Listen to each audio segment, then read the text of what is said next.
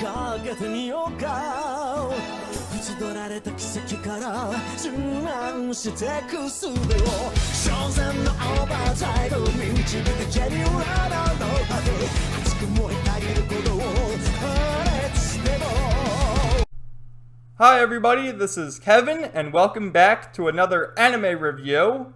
And today I'm going to be sharing my thoughts on Eden Zero episode 31, Our Future.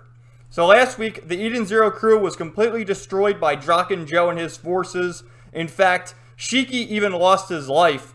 And you know, my first time reading the manga, I had no idea what to expect. I really thought Shiki was gone for good and Rebecca was going to be the new protagonist. But as you can tell by the title and the thumbnail of this video, that is far from the truth. Because like all good Hiro Mashima series, there are time travel shenanigans afoot. And Rebecca is the key to all that. So it starts with a bit of recap. It's now been 7 days since the murder of Shiki. You know, Draken Joe popped a bullet through his head, and that was the end of Shiki. And Rebecca's just thinking what happened. She knows, of course, her best friend is dead. Happy and Pino were sold off as scrap metal. It was insinuated that Homura was going to be a prostitute for Draken Joe, you know, based on her looks. And then we saw White had his arm chopped off, right? So Rebecca's just sitting in her room. Been there the past week, hasn't eaten, hasn't showered, just sitting there sulking. And the voice actors, really in last week's episode and in this week's episode, did such a phenomenal job of, you know, just showing the fear in our characters and how they're up against their mightiest foe yet.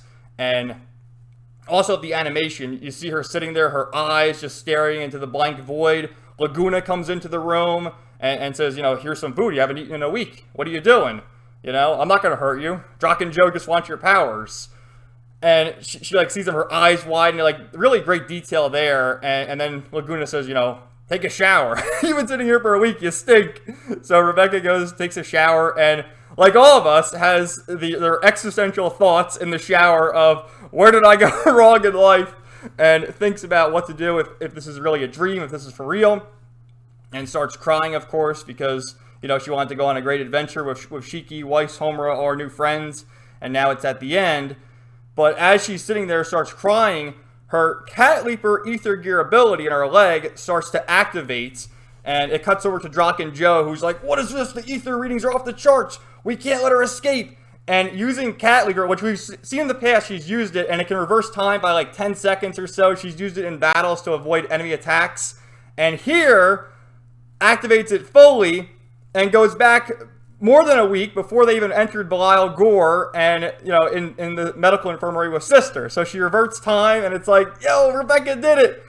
And they're able to plan now because no one remembers what happened except for Rebecca. And she says, you know, we gotta go up against Draken Joe. He's got the Element 4. He's got Jin. He's got Maria, Seth, and Diego. They're going to start their attack on the Eden Zero ship. We gotta counteract them. Then go to Belial Gore and save the day. Because also, that's what she says too, Lobelia was captured by Draken Joe, and for her to prove her hypothesis about this time travel, she has to go there and save Lobelia. And they check her BCube, her YouTube, Twitch page, whatever the fuck you want to call it, and Lobelia hasn't posted in a week. So that's what happens. That makes her theory, you know, somewhat proven correct, that she hasn't posted in a week, so therefore she must be captured. And they make their way there. There's a great scene as the ship is just barreling through Belial Gore. They're going in head first, and you see Seabeer, who looks at him, you know, because he was killed in last week's episode as well, but with the time travel, it's back to normal. You get everyone with a little pep talk. Maria, Seth, and Diego do enter the Eden Zero, and then Witch mops the floor real quick. We have a funny scene with Sister and Moscow, and lots of great shit. So also at the very end, too, remember Draken Joe referred to Rebecca as number 29, but at the very end of this week's episode refers to her as number 30. And number 29 meant the amount of time she used Cat Leaper, the amount of different worlds there are, but now it's 30. So how the fuck does he know that it's 30 times now? And another thing to note, which I don't know if people caught on to this, but I did, of course, because I read the manga no far in advance, but when they have their group meeting to discuss what to do, there is a character who is absent, and that is Captain Connor. Very, very important for later on, so keep that in mind. So let's get to some of the screenshots. Lots of good shit. There is a censorship moment because, you know, Rebecca has the shower scene, and obviously in the manga, it's more booby action. But when she activates Cat Leaper, even more censorship? I'll explain. And you tell me what you think. I kind of knew it was going to come. It was coming, but whatever. All right, so here's Seabeer. He was killed. You know, he's an accomplice of Eden Zero. So the news propaganda is saying he's a villain. It's showing Pino and Happy, who is scrap metal now.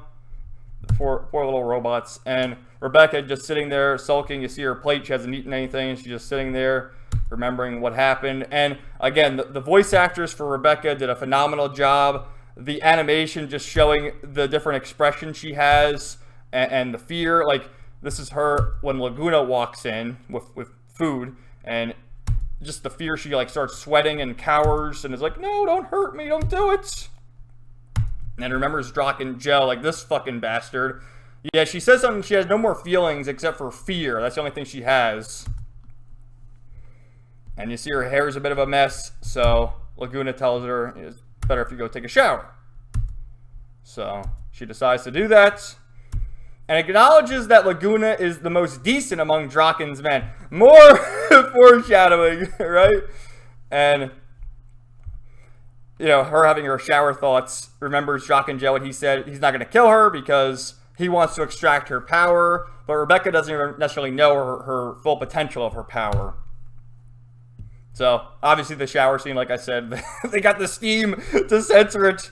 Those fucking bastards. But you can see all the shower action in the manga if you need it. So the poor girl is just thinking, you know, what are we going to do here? It starts breaking down how she wants to see all her friends again. And as that happens, her Cat Leaper ether gear starts to glow. And it fully activates. And as it does, like, this guy who works for Drachen's like, oh no, there's a highly concentrated ether signal coming from number 29. What? We gotta go. Wait, I'm just looking at this now. What's his one eye? He's got like a droopy eye, his lazy eye or some shit. What the hell? But I mean, we got this, so that's some good shit, right? Look at Rebecca go. And as Cat Leaper's activated, like, the water stops flowing, and then, you know, she goes in the time vortex. And this is the censorship scene where she's like floating into space into the time paradox, right? That's the scene. And this is the panel from the manga. So, I mean, come on, man. Like, I knew they weren't going to fully adapt this particular scene, but it is what it is. So if you need material, I think this is in either volume. I think it's in volume 10. So if you need it, there it is. And she wakes up in Sister Ivory's medical bed because, yeah, before they went to Belial Gore, she was in the hot spring or whatever and passed out from the heat and woke up and this is when she had her premonition of the future. Remember the evil future where Shiki was defending her and Happy was dead? So she woke up, sees Sister and Happy, gets a nice hug, and her smile and optimism is restored. So they have the round table. Notice everyone's here except where's Captain Connor? He's not there. So they're talking about Rebecca, and this is in the past when she fought Nino, right? In season 1, I think that was what, volume 8, and he kept overwhelming her, and then she activated Cat Leaper there. She could go back in time like 10 seconds to remember to have the premonition of his attack in the future and block him. So that was the first time she used it. Well, she used it before that, but that's really the first time she used it in battle. And we get this idiot, Muscoy time! Like, what? They're thinking about, these are more flashbacks. I just thought this was a cute screenshot when the two of them first met. And this is when they met Weiss in the beginning of season 1. And talking about the chronophage, how it, like, devours the planet's time, whereas Rebecca is just her time. And those around her. So this thing like kills people, whereas Rebecca just goes back in time or whatever. So anyway, talking about Lobelia, how she's captured, they got to go rescue her. They check her BQ page. She hasn't posted in a week. And I think she calls her friend Couchpo, who is this weirdo. So she confirms that Lobelia hasn't posted in a week, and they're gonna look for her. We got Sister, who's ready to go. The ship gets attacked by Maria, Seth, and Diego, and you get this ass shot of Rebecca, which, I think my face is in the way. We'll remove my face for a minute so you get to see. So, yeah, you know, Mashima series, you gotta have the ass shots and the boob shots. And these Dramoke show up. We get this famous thing, which I use this in the intro of my videos for Eden Zero. This is one of the promo images. So this is where our future begins. Name drop for the name of the episode. They defeat them, which the Steel Sorceress. And more info about Drock and Joe and his powers. Oh, yeah, this asshole, Noah. He's behind all this shit, too. Or is he? Stay tuned. So, some Moscow shit. The real sister's ready to go. That's the other thing, too. They were talking about Jin. And early on, all Jin wanted to do was help his sister clean. And he was collaborating with a fake sister early on in Season 1 at the beginning of the series. And so they think, well, if we bring the real sister here, we can perhaps turn Jin into an ally and help clean. And Shiki thinks we're going to be best friends of Jin. And you know what? He's right.